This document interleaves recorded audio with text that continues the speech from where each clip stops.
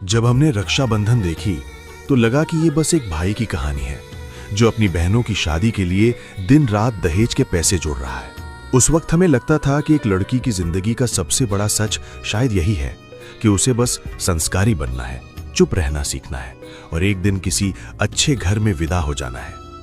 फिर जब हम थोड़े बड़े हुए, जब हमने अपने ही आसपास गायत्री जैसी कई लड़कियों को देखा जो अपने मायके की इज्जत बचाने के लिए ससुराल का हर दर्द और हर जुल्म खामोशी से सह लेती हैं, तो हमें समझ आया कि ये परफेक्ट बनने की कीमत बहुत बड़ी होती है।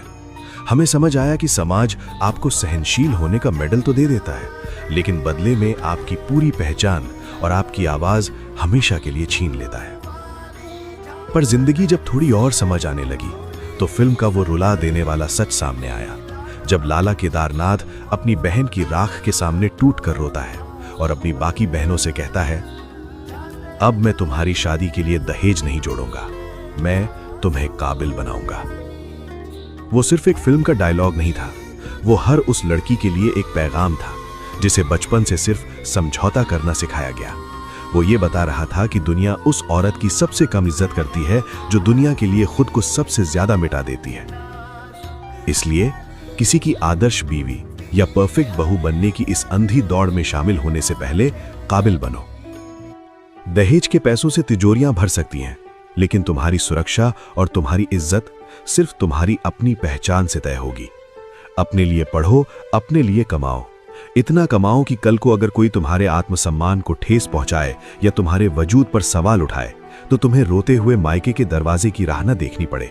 तुम पूरे गुरूर के साथ उस खोखले रिश्ते को खुद पीछे छोड़ सको। आज हमें किसी पर निर्भर नहीं रहना है। आज हमें यह समझना होगा कि हमारी सबसे बड़ी ताकत कोई और नहीं, हम खुद हैं।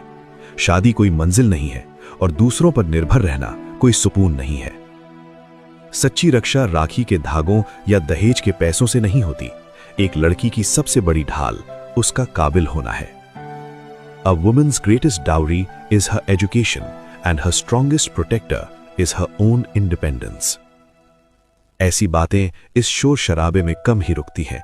अगर तुम्हें सुकून मिला हो तो इस पेज पर साथ जुड़ जाना।